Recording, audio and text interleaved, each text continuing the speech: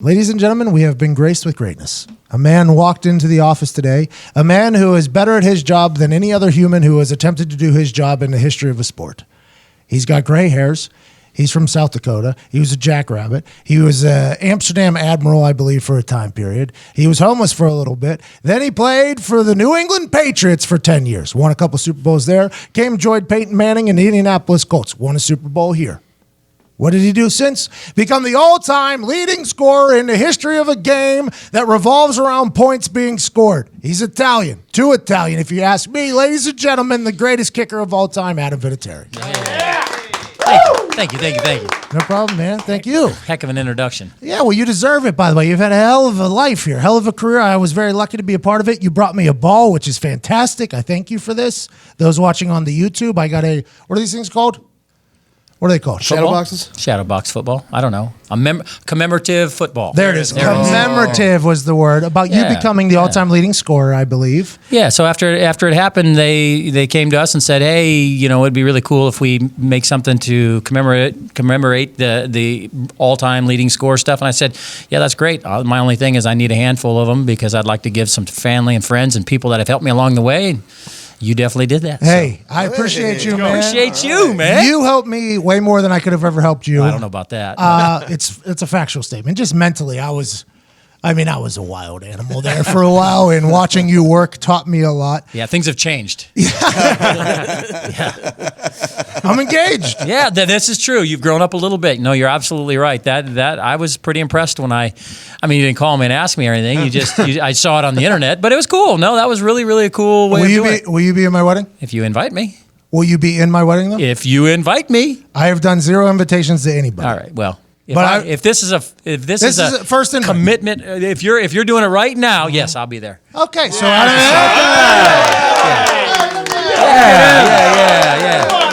He's probably going to have me parking cars or something. Bullshit like that, but whatever, it's cool. Hey, you remember all those motherfucking days I spent down on my fucking knee? Why don't you go park a car? No, I would never. I'm very honored to say that you'll be there. Yep. All right, let's go to the... Well, when is it going to be? Well, we haven't have a date yet? Haven't announced that yet. This year, next 2020. year? It's in 2020. Oh, okay. We do have a date set, though. Okay. Just haven't publicly announced. Not during football season, obviously. Nope. It is. It's going to be warm, though. So I run hot. So that's going to be a tough one to battle through. We'll see how it goes. Let's get back to the on-the-field stuff. You're jogging out there to kick was it a field goal to break the all-time leading record or an extra point? No, it was a field goal against the Oakland Raiders in Oakland. Mindset. Was it like a game winner? Did you know? Did you know that it was? Yeah. I mean, we knew going into the game that we needed 2 more X amount of points, and at that point, yeah, next kick's gonna be the one that does it. So, no, it was awesome. It was actually a pretty short field goal, so the pressure and the stress wasn't too high. It was just go out there and bang it, and it was a pretty cool moment. You know, obviously they kind of stopped the game a little bit. The referees allowed a little more celebration. Some of my teammates, the guys on the sideline, came out and congratulated. It was pretty awesome. Yeah, it's a massive moment, Vinny. The NFL's been around a long time. That scoring record seemed to be untouchable for a while until this little Italian came around from South Dakota. That's a huge, massive moment. I thought as soon as you get that, obviously I enjoy the celebration. I think you should have been treated that way. The entire city of Oakland should have lit up one for you, by the way. We played there a few years back, and there was literally a haze above the field of vitamins. Right. Yeah, and I was mind blown by it. I thought you were going to retire as soon as you kicked that ball through. As soon as that ball walk right off the field. Yep. I thought there was a chance that was going to happen. I thought there was a chance that was going to happen because I was like, what else can this dude do in his football career? So you just re-signed with the Colts for 2? Just one more. One more year, and in your mind, you still got a lot left in the tank. Well, you know, here's the deal. Like years ago, when I always thought that record was untouchable too, and then all of a sudden, a few years back, I'm like, you know what? I could maybe catch this thing. And so I didn't really, I put it way back in the back of my mind, but I just said, let's just keep going and see where this ends up. A year ago, I'm like, this is going to happen as long as I just, keep on doing what I'm doing.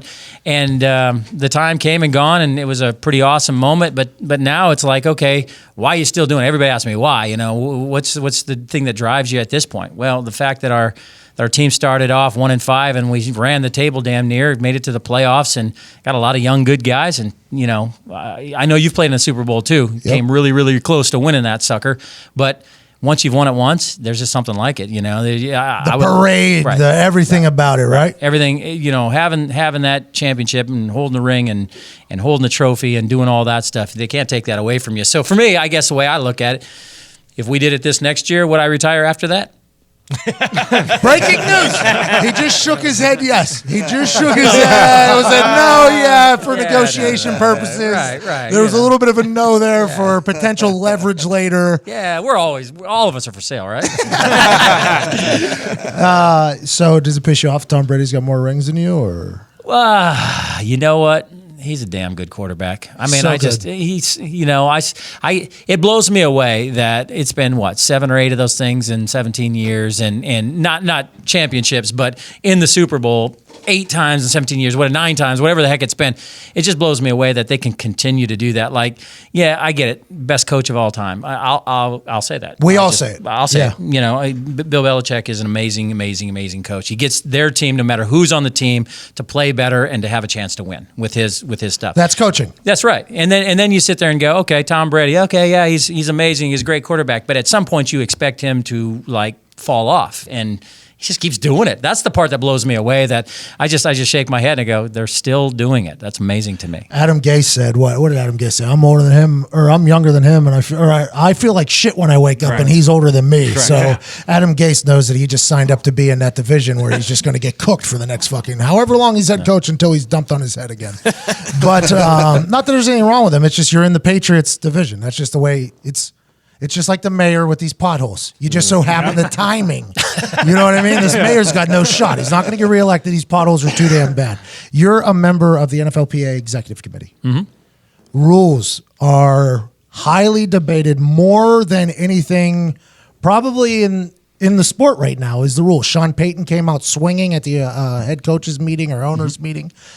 How are the conversations involved with the NFLPA? So like when the NFL does these rule changes, are there players involved in the conversations? How does the NFLPA feel about rules being changed, the game being changed? Or is that an NFL thing and the NFLPA's job is just to tell the NFL players how to deal with it? Well, back during the Combine a month or two ago, there's a competition committee, and there's a meeting there where all of the PA executive committee members are there.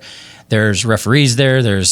Honestly, there's a couple owners. There's head coaches and GMs and all that, and we all sit around a big table, and it just goes down the list of all the different things that we want to see that changes or this or that. And first off, we talk about health and safety and concussions and knee injuries and all this stuff. And then they go, okay, should we keep on playing on sport turf, or should we try to do grass? And what's the different stats on all that, and concussions and helmets and all this? So it's a long meeting with a lot of different stuff. But then we get into rule changes and what they're trying to propose. And most of the time for NFLPA members and players, as long as it increases the safety of the game, we're for every rule change that says the game's going to be healthier and safer, and guys are going to have a better opportunity to play longer and their longevity and all that stuff. And life post-football is going to be better. Absolutely. Yep. A rule like this, let's say the review of pass interference play, I don't think the PA totally cares one way or another. Like, we don't take a stance on that necessarily. I think it's more,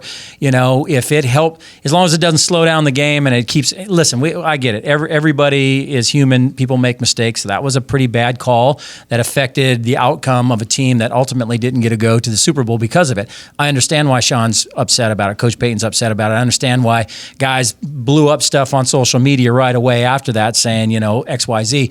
And maybe this makes it easier for the referees too. Now they know that if I make a play like this, I don't have to get death threats. They can just review it and we can change it. Nobody's pulling for the refs. They're in the worst position of any referees. And I'd bury refs if they make a bad call. You got to do what you got to do. Yeah, they make some poor decisions sometimes, but nobody's pulling for the refs. And technology is 45 steps ahead of a fucking common eye. That's why technology is technology. I think that everybody should be with let's help out these refs as much as possible with technology. I think it's going to happen with that. I think so. Well, here's the deal. It's one of those things. How much is it going to slow down the game? How much is it going to be like, oh my God, it's not even fun to watch because it's okay, let's review it. But I do think that there's pivotal moments in games that shouldn't be dictated by a blown call. And with all due respect to the referees, they're doing the best they can. I mean, unless the guy was, never mind. I don't know anything. Italians. Yeah, so it'll be interesting. They tried to change the onside kick rule. That failed. They're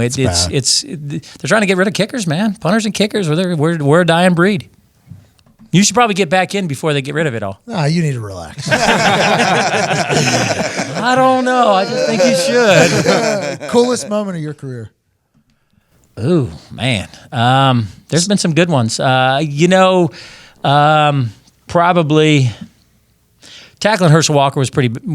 That was pretty cool. And it's not even a play that I'm supposed to do. It's not a kick. It's not any of this. Throwing a touchdown pass is pretty cool. Tackling Herschel Walker is pretty cool.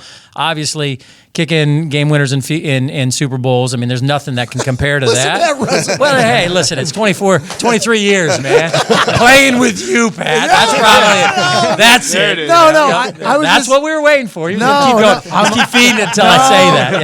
I'm honest. I was listening to you just rattle off your career right there, and I was like, what a slew of events that you just one human has accomplished. Tackling one of the greatest athletes of all time. Kicking Super Bowl game. I most people don't get to make that plural. They got one moment.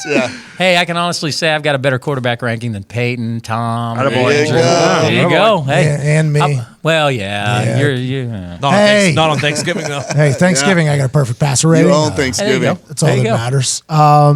Whenever you kick now. Is that the one Eric swope? Yeah, he got tackled by Antonio Brown. That was pretty sweet. It was. We put that in the morning. Yeah. In the morning of the game. It was nice. Perfect throw. Thank you. Appreciate that. His hands, yeah. Maybe you should come back as a quarterback. Yeah, I thought about it. Hey, AAFL, have you watched any of those games? A couple of them. Yeah. Yeah, it'd be fun. I think I could play quarterback. Why not? I think you could probably play quarterback there, too. I've seen you play. Are you still as athletic as you were just a few years ago, or has time caught up to you at all? Bro, I'm holding on for dear life. You used to be able to spin it, though. You used to be able to throw. You I don't know if you still, I assume you still can. Yeah, well, here's the deal. Like my kids keep me young, too. So what I do at the football facilities is one thing, and then I go home and then I'm coach, baseball, dad, and this and that. I'm throwing pop-ups and pitching to the kids in the batting cage and all that stuff. You yell at the umps? I really don't. We've got some dads that are obnoxious, and here's the deal. You always hear about in breaking news, this guy stabbed some dude in the parking lot of a hockey game, and I go, how the hell does that happen? And now I go, oh, now I know how that happened. I get it. There's some legit psychopathic people out there that I'm just like, dude, chill, have a beer and relax, man. So I'm not. I usually wait till I get into the car, and then I open up a can of whoop ass on the kids if they need it for some reason. But I don't do it in public very often, no. Speaking of that, did you see Tom Izzo yell at his player and then the whole world react to it? Did you hear about this? I heard about it. I didn't see it. So a Michigan State coach yelled at his guy and then had to get held back in the huddle going after his guy again. And optically, it looked bad on TV. Right. Do you see the world of sports transitioning as the... I hope not. Because, I mean, old school, right? You're the oldest of old school guy in a old school sport. Do you see the coaching and the culture of sports changing? Well, and you're asking, I go, old guy, what do you think about that? Well, you obviously know where my mind's at. I think that obviously a bunch of physical, any of that kind of stuff doesn't need to be in the sport. But I've been around some old school coaches, Parcells and Belichick, and some of these guys that, I mean, if you got a compliment, you deserve that thing because there's a lot of ass chewing that came along with those ones. And you know what? It's kind of the way that I raise my kids and the stuff that I do. And I don't want to say that they respect me more because of it, but there's only so much coddling. They keep score because there's got to be a winner and a loser. Has to be. So it drives me crazy in sports when, we're just all going to play and we don't keep score and there's no win. No, there's a winner. And the kids know that there's a winner. My kids in a basketball game come, hey, Dad, we won 42 to 32. And I'm like, no, you just play. There's no score. No, we won. All right, good. Well, I don't know what we're trying to teach you then. Vinny's holding up a board in the stands. That's the real score. Hey, it's a tie. BS, we won. Woohoo! So I don't know. Here's the deal. There's definitely a line of too far, but when did we get so damn sensitive? It happened. I don't know when. It's unbelievable. But I do think it is the vocal minority of people losing their mind about things like this. People who've never played in a sport or yelling about how sport acts. You know what I mean? You said psychopath earlier, the guys who kill people outside. You're sitting right next to a psychopath. He is from Boston, diehard New England Patriot fan. All right. Whenever you look back, Colts Patriots, huge rivalry, but in your head, you can't have anything but positive thoughts about your experience in New England and being a Patriot, I'd assume. No, it was a great 10 years for me. It was a lot of fun. You know, Patriot fans are pretty passionate about their guys. If you have a bad game, they're gonna let you know right away. So I would say 99% positive, and there's probably that 1% that you're like, man, I'd love to jump up in the crowd too. So, but no, here's the deal: you can't fault people for passion. That's awesome. They fill their stadiums. How about for you personally, though? When you look back on Adam Vinatieri, when you arrived as a Patriot and when you left as a Patriot, that has to be awesome. Yeah, that's it was unbelievable. Yeah, I was welcomed in. Obviously, I had to compete against Matt Barr, who was Bill Parcells' all-time favorite kicker. And when I guess ultimately when I beat him out, it was one of those moments. It's like, oh my goodness, big shoes to fill, big expectations.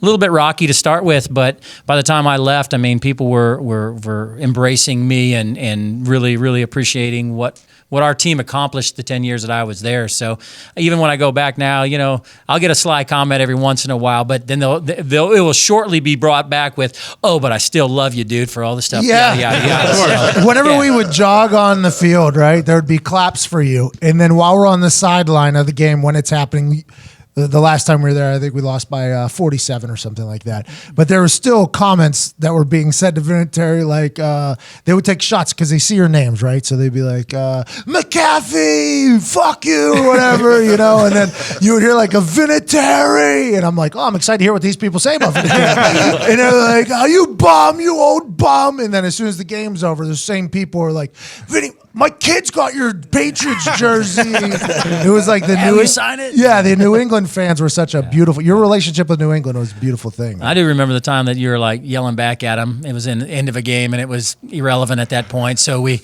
responded back. One guy was, "You suck, Vinatieri," and you're like, "Really? He sucks, really?" And then like the guy's buddy in the crowd was like, "Yeah, man, shut the hell up, dude. You know better than that shit." So it was hilarious. I was like, "Yeah, Pat, go get his ass." Good for you. Well, we were losing on the field, but I was ready to win a little verbal joust if I had to do it. I was lucky to be your teammate, man. I really was. Likewise. And I think a lot of people in this room have enjoyed your career both on and off, being friends with me. You did it the right way, man. The NFL is lucky to have a guy like Adam Vinatieri be the all-time leading scorer. You should know that, I think. Well, I appreciate it. It's been fun. You have any dope cars, or are you just an old man now with family? What did you used to have? You had a Lambo? No, Maserati. I had a Ferrari. I had a Maserati. Yeah, I've had some fun stuff. First night I went out with him, it was in a Ferrari. We show parked that bitch. Yes, we did. Yes, we did. We were at the piano bar. Those assholes are like, "Hey, who's the asshole with the Ferrari out front?" And I'm ducking. I'm like, "Ah." It was a good time. Big preseason win. For me, I made the team. Vinatieri, I don't think he did anything. It was a preseason game. So I got a couple old school cars because I'm an old school guy, but I got a really cool 68 Ford Mustang GT. Pretty badass. How many ponies that thing got? That's a good question. Just right around 500. Is it manual? Is that Eleanor? Let's go. No, it's not Eleanor, but what year's Eleanor? I don't know. That's what I was asking. No, it's not. Diggs has no idea. No. Neither do we. 69. I don't have a clue. Gone in 60 Seconds, Eleanor? You seen it? No, absolutely not. Is that It's a movie, and it's a Sweet very car. popular car in the movie, and it made the car very popular to us younger generation. And now a mint one that comes across the block is probably worth damn near $1 million for it. Yeah. You have $1 million car? No. Mine's not that. But if you want to buy it for $1 million, I'll sell it to you for probably half of that. Yeah, that's very nice of There we you go. to give me a deal like that. Yeah. Hobbies include just chasing the kids, kicking balls, and record-breaking wrench. You bet. Yeah, you know me. I'm a South Dakota kid. I've always loved going out and hunting and fishing and screwing around. I bought myself a nice ranch in Missouri that people can come out and hunt with me. So check it out, everybody, if you're listening.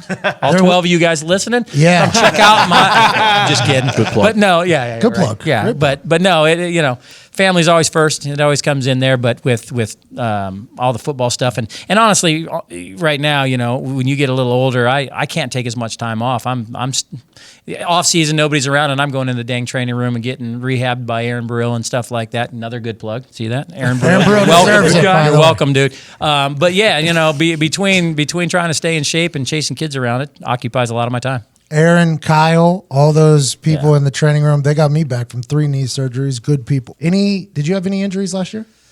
Dealing with a little bit of hip growing stuff and an adductor something. But that's When I went to a neither here game, nor you looked tight. I didn't say it publicly, but you looked tight. I think it was, what game were we at? Bills game. Yeah. Bills game. Halftime. Yeah, when I was watching UK, I was like, something looks like it's up, and I just beginning of the assumed. season was a little difficult. Yeah. Was it training camp? You tweaked some or what? No, it was actually I tweaked it in the Patriot game, which was week 3 or something, and then I had to deal with it for about another 4 or 5 weeks, I guess, until it kind of went away.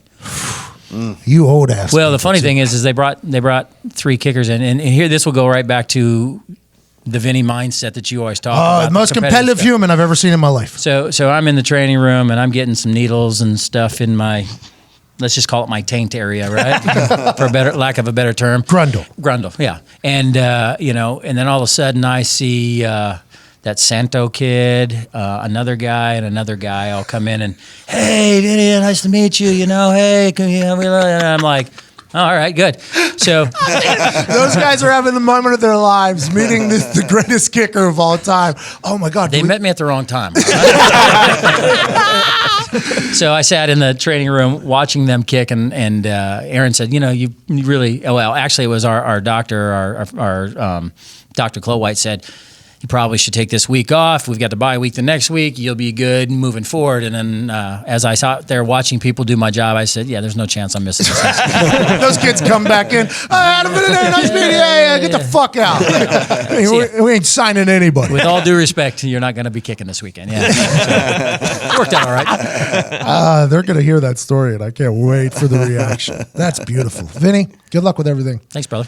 Connor, do you have any questions? No, guys like me don't ask Adam Vinatieri questions. More just to thank you for making my life much better than it should be. That's a factual statement. Oh, yeah. Big time. That guy deserves a lot of things, and greatness is one of them that should run out. He's New England fans. Oh, yeah. This kid, he's 23, and Red Sox, Bruins, Patriots, his entire life, he just has this winning. 12 or 13. When were you born? parades. 96, what? 95. Oh, I was going to say you're still swimming in your dad's nutsack when I was kicking. No, not quite. Not quite. Close. He's definitely Real a close. millennial. Vinny, you're the absolute best. Thank you so much for this ball. Thank you for your time, and good luck next year, Thanks, man. brother. Appreciate you. Keep it going. Yeah. I want to see how high you can stack that all-time leading scorer thing. 50. I don't 50. Let's go to 50. 50 what? 50 years of age. Who so Fiegels kicked until he was what? 46? Somebody kicked till they're 46 or something. George Blanda. 47. Didn't Blanda kick till he was 50? That's old school. I'm going way back to an Oakland Raiders thing, guy. Close. the thing about Vinny, though, and I will say this, and I'll swing from his the nutsack he was referring to earlier. Whenever those guys were getting older and kicking, like Morton and Gary and Jason Elam, whenever they would kick, it was a 45 yards and in, and that thing was getting off in a very quick op time because it wasn't getting up quick. So that ball was just getting punched through the uprights.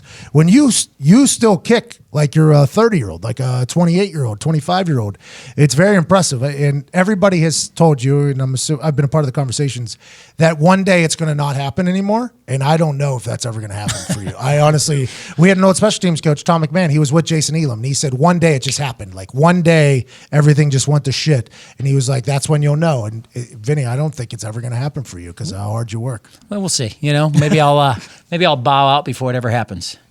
Hey, you can go out on top. I know some people who've done that. Yeah, but some people also come back for another round. I don't need that bullshit. Ladies and gentlemen, Adam Vinatieri.